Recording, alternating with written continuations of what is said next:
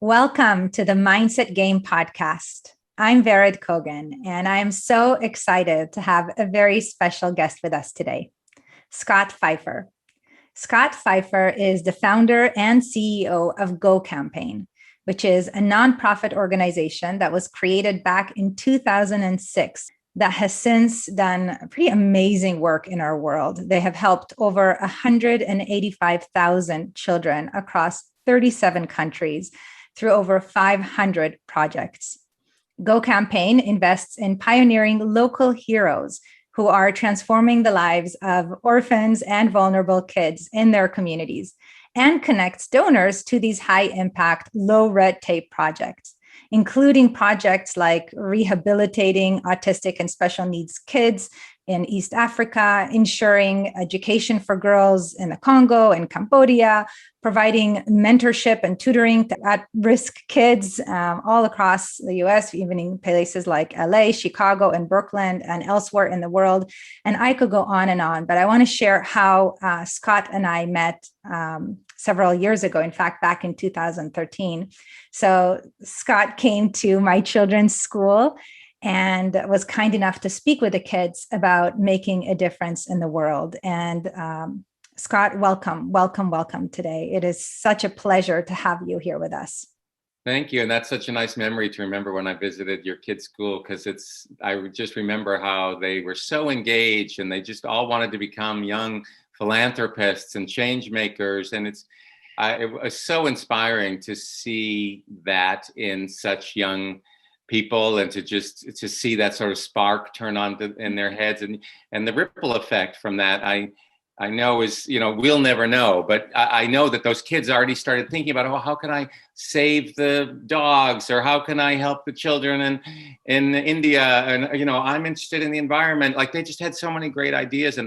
And I'm sure that, that really was nurtured over time and that it was great to be part of that and to just see that. It's very inspiring because they're the hope for all of us. So that's Absolutely. to bring back. Thank you. Oh my goodness. And Scott, you made a difference right away for those kids, because I don't know if you remember, but remember those rainbow loom bracelets? You inspired them to make a difference. And they said, what can we do for these kids in the orphanage in Tanzania?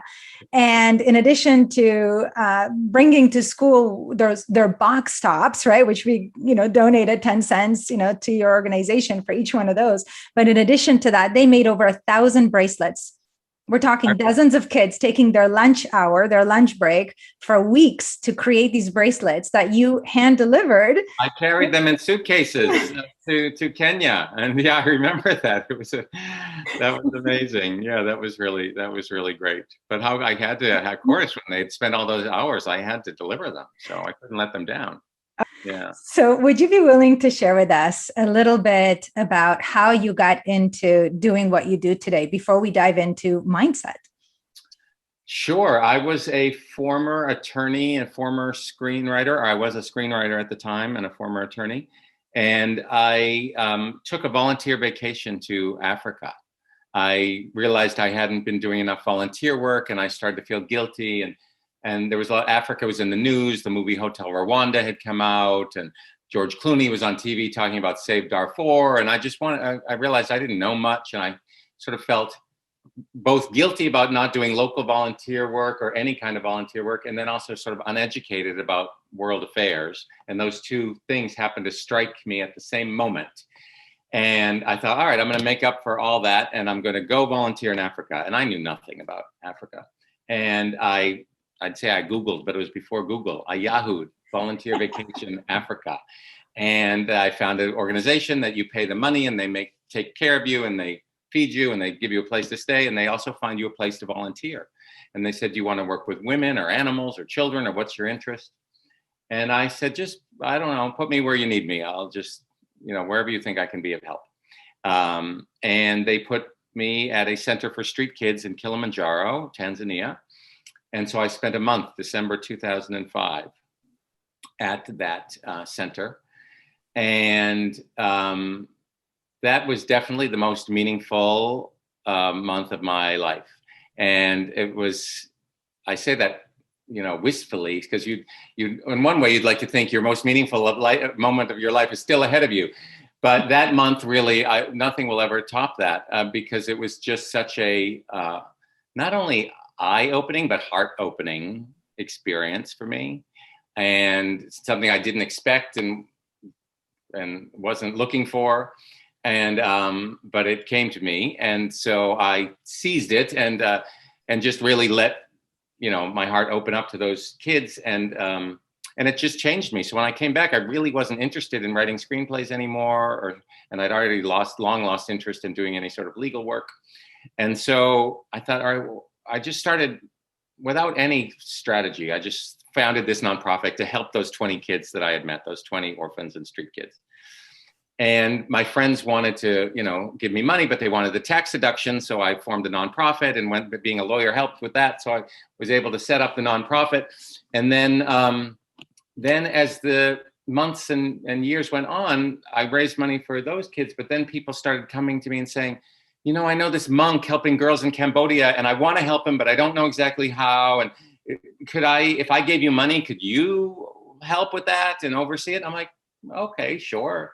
And then I met someone else who's like, oh, I know this school teacher in Peru helping the indigenous children near Machu Picchu, and you should definitely help her. And I could get some friends together to raise money. We just don't know how to help, and it's complicated to send the money, and you never know if it's going to get there. And so I was like, oh, okay. And so over time, this really just grew organically without any strategy on my part.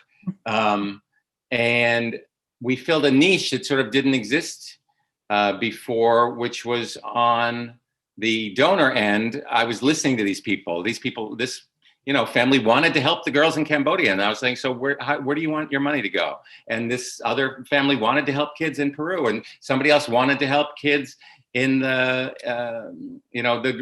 Mississippi Delta, which is the poorest county in the United States. And like, well, we need to help kids in the USA too. And if I gave you money, could you help? I've heard of a great project there. So we were listening to donors, working closely with, so it's not just people writing a check, but it's how do you want to make a difference in the world and really connect with your donation dollars. So that was one thing that was different. And then on the recipient end, I created a model where we listen to local heroes on the ground. We only invest in projects that were founded by and run by local community heroes. So these grassroots leaders who existed long before me and will continue doing their selfless work long after me. So there's no sense of dependency or me having any sort of ownership over it. It's not about us going in and saying, oh, this is what you should do. I just go in with big ears and a big heart and listen. And so we invest in their dreams and in their expertise. And so that became the model for Go Campaign, which then sort of nothing like that, really existed at the time. And I think that's why it just grew organically into the organization it is today. Now we've invested I remember I got my first donation was for $50 from my friend Valerie. And now we've invested, I should check our website, but I think it's close to $10 million around the world in those 500 projects you mentioned. And we just got $1 million donation on Monday to build a center in Chicago for kids who are have nowhere to go in the afternoons, and they're getting shot by random bullets. And there's nothing there for them. And it's a south side of Chicago where it's so dangerous. And there's a police officer there who started an after-school program in her spare time, and it's been down in a basement. And so we just got a donation to help her build an indoor wellness center with an indoor basketball court that's safe from bullets, where they can get nutrition counseling and trauma counseling, because there's sirens going on in the neighborhood all the time, and it's a stressful place for a kid to grow up. And then also families can get counseling and services about banking and all kinds of things. It's going to be a really amazing center that I think will change the lives of those people. So to go from that, $50 donation from my friend Valerie to now $1 million donation from the Beachbody company, because they went public on Monday and wanted to make a big splash on the stock exchange and do something that really showed their heart. It's amazing how far this has come. And I think that's just sort of the universe telling me that, hey, you're on the right track and you're really doing something that helps people on everywhere. Like, it's helping the donors fulfill their philanthropic desires and mission, and obviously helping kids around the world, and helping these amazing local heroes who have the vision of how to help them. So I feel like the universe has been on my side and growing this project for the past, what is now 15 years. It was just our 15-year anniversary last week. So, oh, congratulations! I mean, you're certainly radiating out a whole lot of love, you and your team, right, to those in need. So I would love to hear a little bit from you about the mindsets of people, from what you perceive, of course, of people in developing countries, because you've had many conversations from, you know, the individuals that there. And I'm curious to know, on a personal note, what do they perceive about their own situation? What do they see? I mean, how much hope is there? I mean, it just seems so foreign, right? I've grown up in the Western world, and, you know, haven't really had exposure to that other than visiting Kiberas, you know, the slum in Africa, where we visited one of your schools that you support there. But what can you tell us about mindset from what you think? Yeah, well, and you'll be able to, you know, because of your visit to Kibera, I think, you know, this will resonate with you, because it only takes sort of one visit to somewhere like that to see. And the word hope that you used is really important. Yeah, I think, you know, we have a lot, we meaning people here in the United States or in the Western world, we have a lot of assumptions about people that are living in poverty, and that they that we, you know, many people feel sorry for them, or they want to, we have assumptions about what they need and what they should have. And what we don't necessarily take into account, and maybe it's harder to understand until you actually sort of live alongside them for extended periods of time, is the riches that they have to offer us. And so I mean, that's what grabbed me when I first spent my month in Africa. Like, what those kids gave to me was much more than anything that I could ever give to them. Like, yes, maybe I could raise the money and build them a new, you know, put them into better schools, or, but that was nothing compared to how they opened up my heart, and the richness of happiness that they have. So poverty does not mean sorrow, and does not mean unhappiness, and it doesn't mean helplessness. These people that I meet, and certainly the people that we invest in Africa, they have the mindset of success and of hope and of vision, and really our local heroes are visionaries. Just take, for example, a project we did in Tanzania to celebrate our 10-year anniversary. I wanted to go back to where it all started in Kilimanjaro and do something really kind of special there to celebrate. So our board of directors at Go Campaign decided we would invest in the vision of a woman named Brenda, who's a social worker, occupational therapist, who has a vision for autistic and special needs children. And she sees about 100 kids a day at the center, and it was just bursting at the seams, and it was a small little place in a rental, and she really didn't know if she could go on. But she had a vision for so much more, because she saw what was possible beyond what other people might have seen. So she sees an Africa where there's equal rights for all children with disabilities, and where they all have opportunities, and where everybody can realize their own personal value and their greatest potential, which might be different for a child with autism versus a child with cerebral palsy, but she knows that every child has value and has an ability to reach their maximum self-worth, whatever that level might be.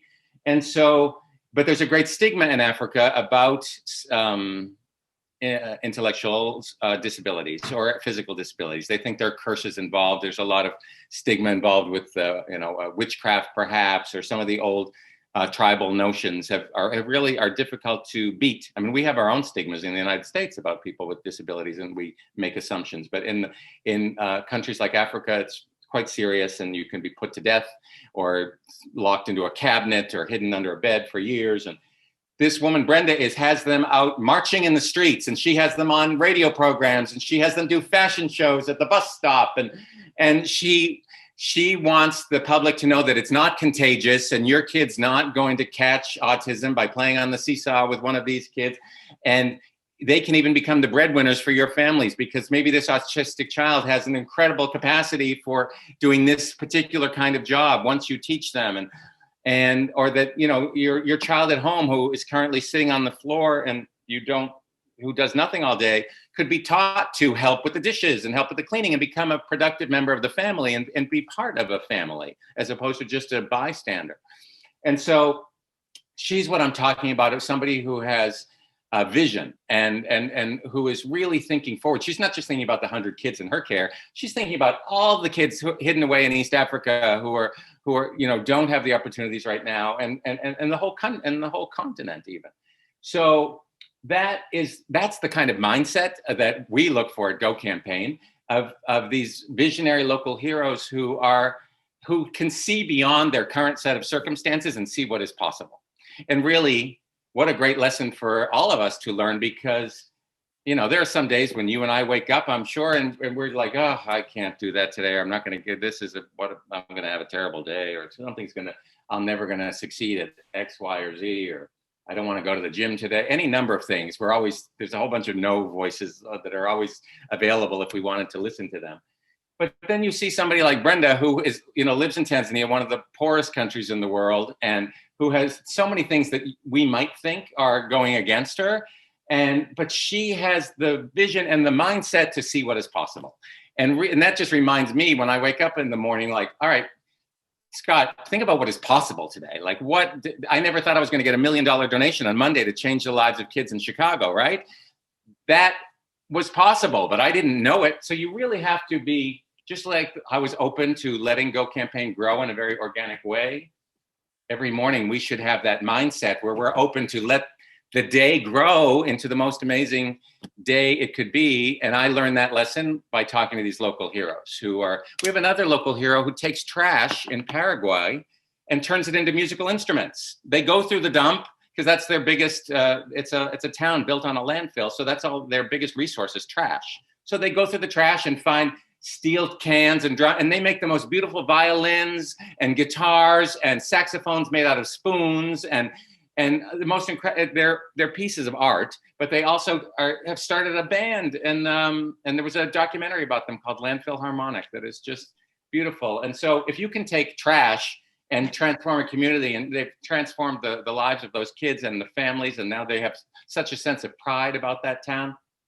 If you can do something like that with trash, we should all be curing cancer every day with all the resources that we have, that we wake up to here in the United States. Like, there's no excuse for us not being completely open to having a mindset of, all right, I'm going to cure cancer today, or I'm going to raise $1 million for kids in Chicago today, or whatever it is that you're trying to accomplish. We have to be open to that mindset, because all these people are doing it across the world. And these are people that we might think like, oh, poor them, they live in Africa. No. We have to stop that mindset and realize that what all these incredible, inspirational people around the world have to offer us. And so that's why it was so great to go to your kids' school and be able to open their eyes to all these people around the world, because kids are, you know, their minds aren't so set yet, and they're so much more open, and they're sponges, and so so it's great to introduce them at a very young age to these amazing possibilities in the world. Thank you for sharing those incredible examples. It really is it's inspiring for me personally. And I think what you're touching on in terms of, for example, Brenda, with that vision, this big vision that most people, you know, might say, well, look at the starting point where you are right now. And, you know, the beliefs right now, I mean, it's impossible, or it's nearly impossible. It's going to be hard and it's going to take a long time. And yet she's sticking with it. And because she's holding on to that vision, she can see bigger than what is currently going on, and really stay focused on that vision and believe that it's possible, because she wouldn't be doing what she was doing if she didn't believe it was possible.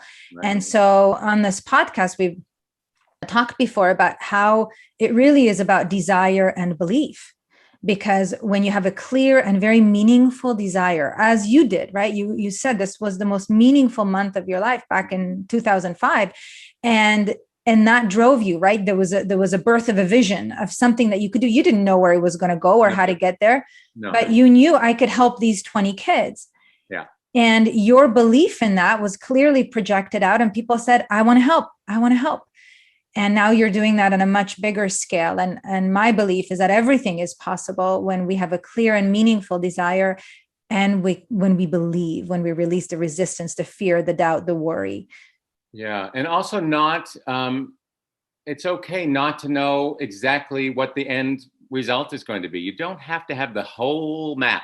I mean, you obviously, you need to know, you have to have a short-term goal and some, to achieve, but you don't need to know. If I had set out to start a international nonprofit that I thought was going to work in, over 35 countries and was going to be doing these giant projects, that would have sounded so overwhelming. I would be like, oh, I'm a screenwriter.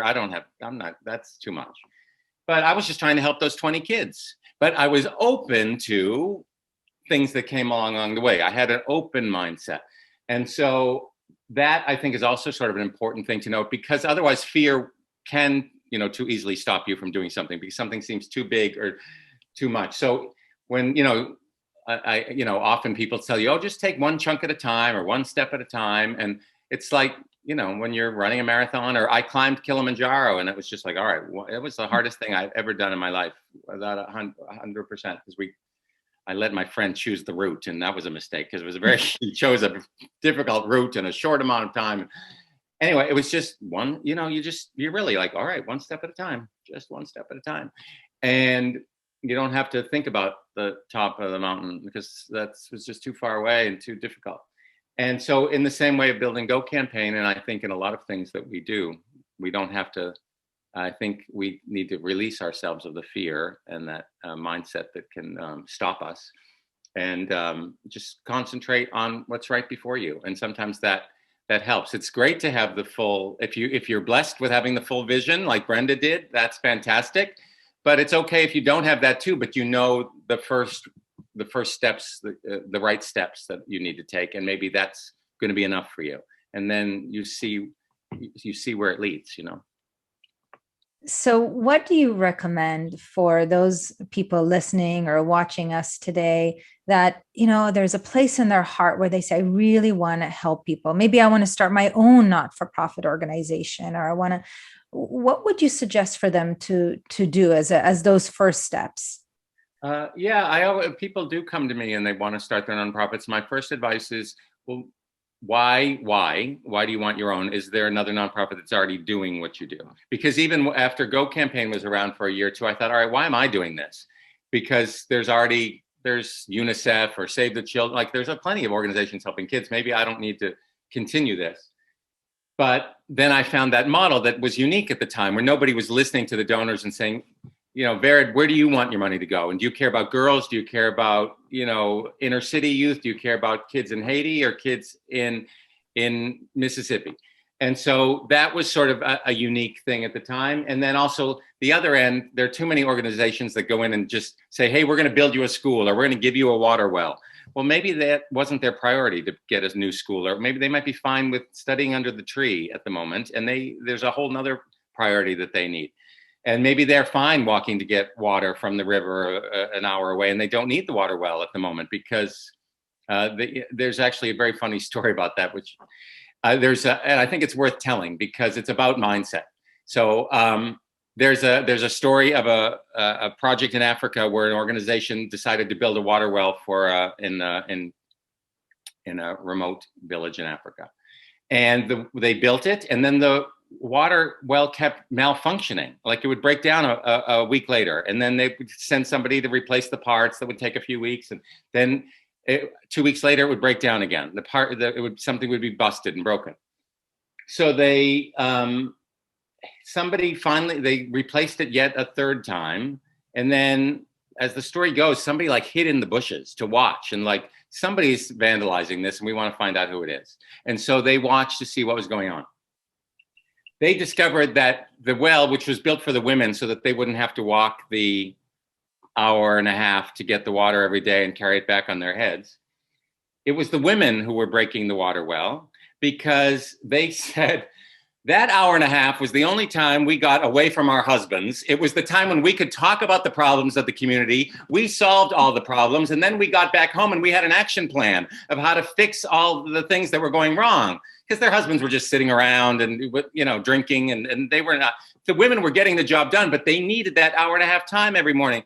So nobody asked them if they wanted the water well. This organization from Europe or wherever it was from just decided that they needed the water well because, oh, you know, how horrible, you have to walk for 90 minutes to get the water. So that is why Go Campaign, we listen. We're like, what do you tell me what you need? Like, I want to focus on your priorities and on your vision. But that really, you know, just goes to show you about mindset and about, you know, the ways that we look at things and how we can be completely wrong. You know, and that's a pretty universal thing, right? It's, you could say it as a boss to an employee, a parent to a child, a friend to a friend. We make assumptions, and we really just need to listen and ask, what's important to you? What do you need? Yeah, exactly. And so that wasn't being done. And so that's why I realized that there was a reason for Go Campaign. So I tell other people who are trying to start a nonprofit, think to ask yourselves, why are you doing it? Why does it need to be? Isn't there some other organization you could work with that is already doing that? So I've done that with some people who wanted to, you know, they thought they were supporters of Go Campaign and thought maybe they wanted to run their own. And some of them have gone on to, like, they started their own family foundations, or they decided because they wanted control and they wanted to do their own. And then other people are like, you know what, I think I'd rather work with you, Go Campaign. I'll put a little money. I'd rather have a fund within you. And can I help decide where the money goes? And I'm like, yes, of course. And so that'll save you from having to run the nonprofit. And they were able to achieve their goals that way. So I just have people sort of think about what already exists in that world. And then if they are going to move ahead, think about what other charities they admire and why is it that they admire. So if you wanted to start a charity, let's say for animals, I would advise you to look at the other charities that already exist, see which ones you like, and then think about why do you like them? And then think about whether you could work with any of them, or whether you truly, is there a good reason for you to start your own? In which case, go ahead and start your own and just use those lessons and use what you liked from the other charities and learn from them and learn from their experience. Yeah, thank you for sharing that. And I want to kind of now flip the lens to the donors. We've talked about kind of the receivers. What are some of the mindsets of the donors that you see, and maybe some obstacles that get in their way of contributing at a higher level? Yeah, there's so many. There's so many obstacles that and many donors, you know, of course, everyone's different, but I think a lot of people, I think the most common one is just people feel that they don't know how to help. Like they know that there's a problem, but like, how can they make a difference? And first of all, which charity do I choose if I want to help? And then, is my money really going to make a difference? My $25 or my $25,000?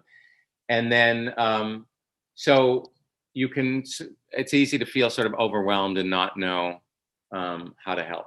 So that's why I feel so strongly about working very closely with the donors and letting our donors choose where they want their funds to go. Like, we're very happy when someone says, here's a check, Go Campaign, just put it where the greatest need is. Especially during COVID, we had so many urgent needs around the world. And so that was a blessing to receive funds that were not earmarked. And people just said, here, we trust you, help the most needy in this crisis.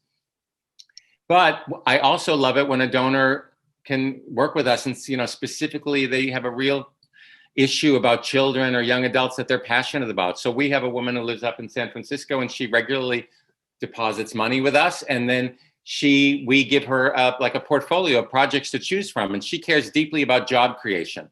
She doesn't want to fund a project about vocational training unless she knows those youth are going to end up with a job when they're done with it. And so we give her a selection. We're like, all right, there's this project in Nepal. There's this one in Los Angeles. Here's one in India.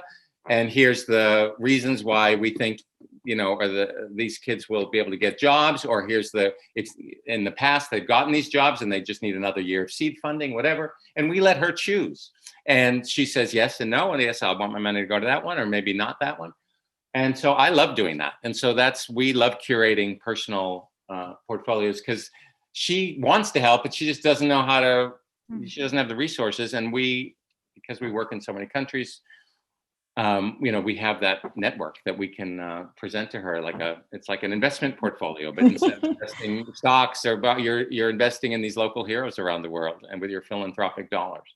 So that's really very fun for us. I think other donors might have a mindset of that they want control over how the money is spent, and they're afraid something bad is going to happen to it, and they're not willing to take the risk.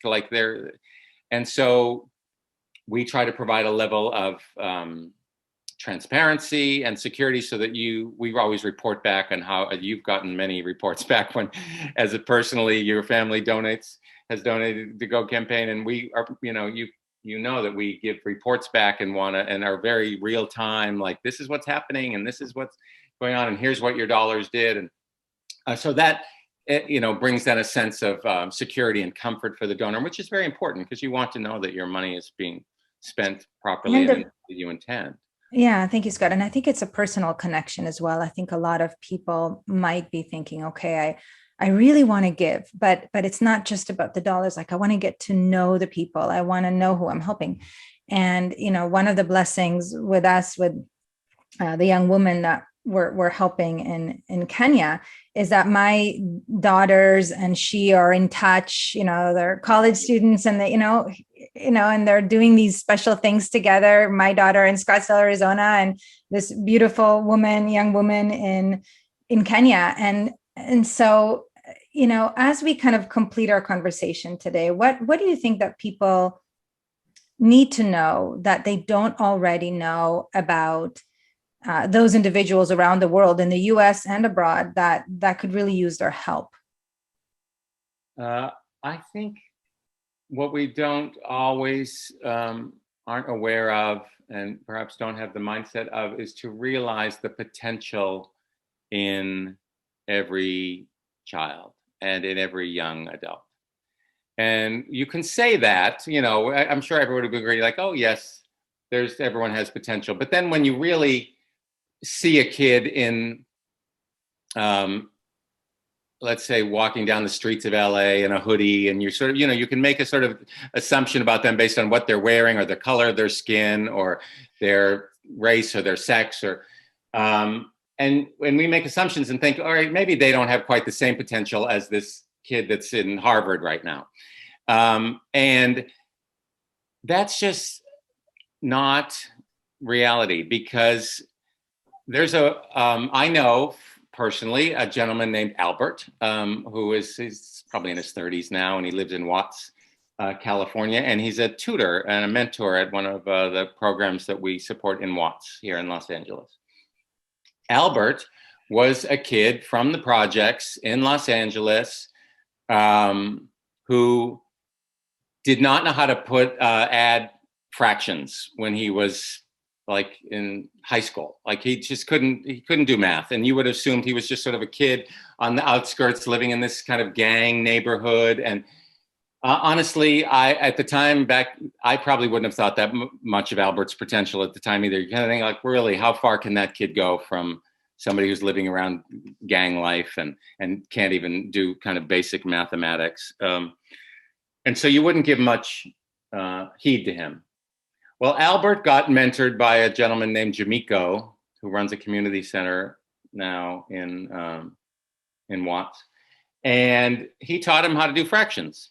And then he kept tutoring him. And so Albert ended up going on to, not only did he finish his high school degree, and he went on to college, he went on to get a advanced degree at both Princeton and Harvard in engineering. He fought in the Desert Storm War, I think, and he was a decorated hero. He ran out into gunfire and brought 3 of his soldiers back and saved their lives. And now he's come back and is living in the community, tutoring kids who have all of whom have that same potential that he had. You would never guess that Albert back in the day could have ever gone on to have a Harvard degree. But because Jamiko saw the potential in him, and Jamiko knew that every one of these kids has potential, I always remember that story. And I know that every kid, even Brenda's kids in Tanzania, who can't even verbalize perhaps, they have the potential to be an Albert. They have the potential to go on and do incredible things. And so it's my job to try to open up the eyes of people who have the resources and who have the passion to want to help and to make those connections and say, please let me connect you to the Alberts of the world, or let us help us make more Alberts in the world and see the potential of all these kids. And so I think that's something that we don't know and we don't realize, because even I'll see a kid and I have to remind myself, like, you'll see a kid who's maybe rough and maybe not acting properly, and you're sort of, or, even misbehaving, and you're thinking, well, that kid is just going to go nowhere. And that's the wrong mindset, because that kid could go somewhere. He just needs somebody to help him and to show him the way. And so that's what I try to remember every day myself. And it's a great gift for me to be able to, remind other people that, and to sort of have Go Campaign be this conduit to, if you want to help do that, like, let's do it together. Wow. Well, thank you, Scott, for sharing that. That is a good reminder to all of us as parents, in terms of seeing the potential in our own kids, in terms of teachers, in terms of colleagues, mentors, family, friends. And I imagine a lot of people have been inspired now to mentor a young person, maybe someone they already know, or maybe someone they don't yet know, that they'll get to know through an organization such as yours, or a local organization for them. And there's so many ways to give and contribute. This is just such a wonderful reminder. Yes, we can contribute financially. We can start our own nonprofit. We can mentor. We could just listen to someone, believe in them, remind them of what's possible for them and what we see in them, and that can transform our world. Yeah, the ripple effects can be extraordinary from just a simple act of kindness and belief and support, especially with children. Yeah, I remember years ago, Scott, just as we complete, you were sitting at my kitchen table, if you may remember, back in the day when you visited us many years ago. Well, you've come more than once, but on one of those visits. And I remember you saying to me, I could give them a fish. We were talking about, metaphor of kind of, I could give, the people in need a fish, or I could teach them how to fish. And that really stuck with me, really about empowerment and, giving kids like Albert the opportunities, to learn, to study, so that they could fish for themselves, and then help others learn how to fish for themselves. Yeah, which everybody wants. Everybody wants to realize their own greatest potential, and to be, self-sufficient and sustainable, and ideally then to pay that forward, right, and to help others. And so that's the greatest gift of all. Well, how can people learn more about Go Campaign and the wonderful projects that you are doing around the world? Well, they can go to our website. Is probably the easiest way, gocampaign.org. We've got some videos there. We've got some pages you can poke around and learn about what we do. And you can always send us an email, and be happy to see how I can help you all find your philanthropic passion, like I've found mine. Thank you, Scott. And what is that email address, if you don't mind sharing? You can write to info@gocampaign.org, and I will see it. And then visit us at www.gocampaign.org. Well, thank you again, Scott. Really just a lot of love for you and the wonderful team of people that is doing all this good in our world. And please continue. Our world needs it. Thank you. Thanks. It's great to be here and to share with you. Thanks.